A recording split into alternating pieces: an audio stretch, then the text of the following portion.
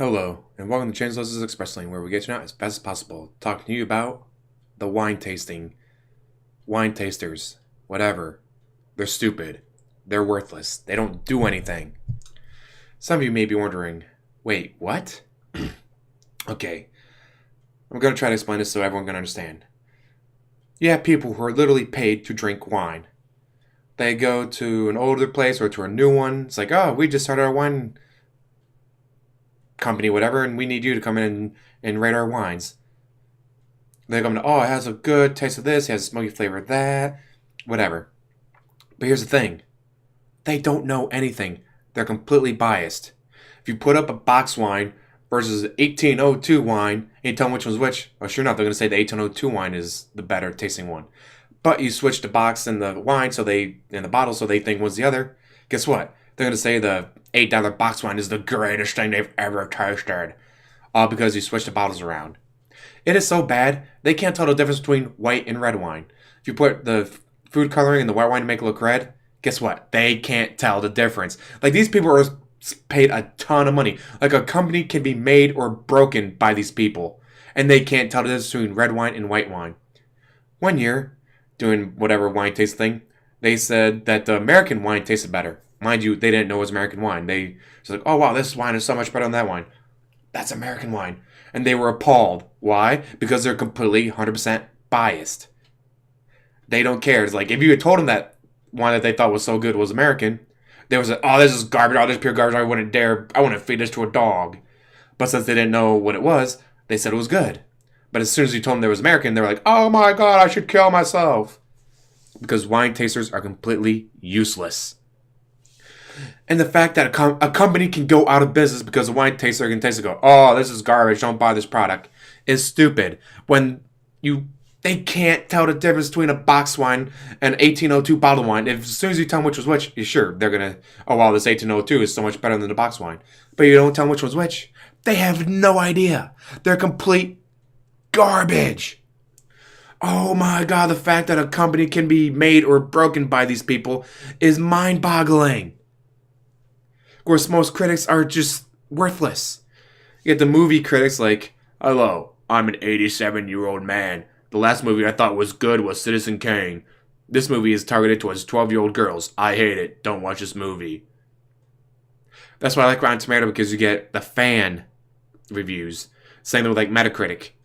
You get people playing, not critics playing. Like so many times it's like, oh, this movie was atrocious, this movie was garbage. But then you actually watch like, I don't get it. Why do they say this movie is bad? Because I'm an 87-year-old man and that movie's not Citizen Kane. That's why I thought it was bad. It's like, ah. And of course, like you do the Metacritic, my favorite one was Young Justice video game. So many people were shitting on it because of the graphics. It's like, have none of you kids ever played on the Atari? Or the Nintendo, or the Super Nintendo, or the PlayStation 1? Have you guys, like, did you grow up with nothing but 4K graphics and wireless controllers? Guess what? I didn't. Guess what I want in a game? I want good storyline. I want good gameplay. I want fun. I want a game. If the graphics aren't the best, alright. I mean, some games, like Until Dawn, if it had terrible graphics, it probably wouldn't have been as good, but it still would have the same story, the same choices, the same fun.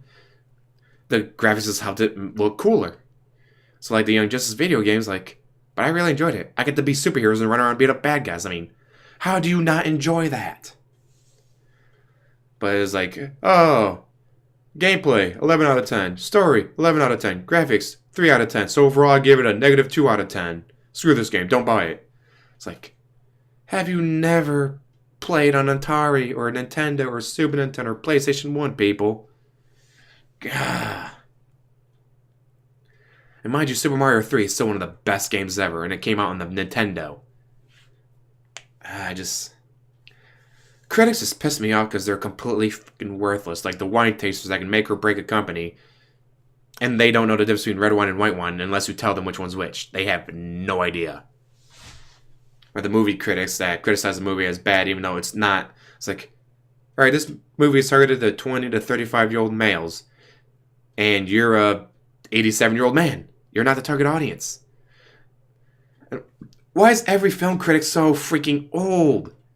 Well, because they've seen a lot of movies, so they have a lot more experience. Like, no. They have a lot more bias. They're nowhere near the age range or the demographics of what the movie's geared towards. Like Twilight. Guess what? A lot of people who aren't the target audience hated Twilight. Guess what? The people who are the target audience of Twilight love it.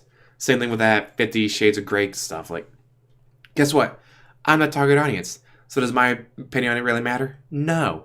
It's garbage. Don't. I mean, in my opinion, it's garbage. Don't watch them. But guess what? I'm not the target audience. So my opinion doesn't really matter. The target audience all love it. God. That's the same thing with the game critics, like criticizing the games, like most like Battlefront 2. It's like they're attacking it for the loot boxes and the microtransactions. Well, what about the actual game? The actual game. 11 out of 10 in graphics, 11 out of 10 audio, 8 out of 10 gameplay. It's a great game. But everyone's giving it bad reviews because of the microtransactions and the loot boxes. Like, but what about the actual game? Mind you, they got rid of the microtransactions for now. And the loot boxes aren't that big a deal. It doesn't like, oh, well, I got the platinum level shield for this character. Oh, that's great. But if you suck at playing the game, it doesn't matter what you have. If you fire 1,000 times and hit nothing, this person fires 10 times and hits you 10 times, guess what? They're going to win. Because they're better than you. It doesn't matter what gold, platinum level stuff you got on. Yeah, freaking critics suck. That's why I prefer Metacritic and Rotten Tomato, because you have the fans watching, you have the people watching and reviewing, not these critics. Yeah, I just wanted to go on this little rant about it. I haven't gone on a rant for a few weeks, so time to rant. Get it out of my system. And again, don't listen to wine tasters. They're all complete, total garbage. Mind you, I don't drink wine or I don't drink alcohol at all, but still. The fact that a company can go bankrupt because a wine taster tasted their stuff and, oh, this is garbage. Even though it doesn't matter what the wine tastes like, it's just the bias that they have. Because they're all garbage. God. Anyways, like, subscribe, comment down below, and have a wonderful day.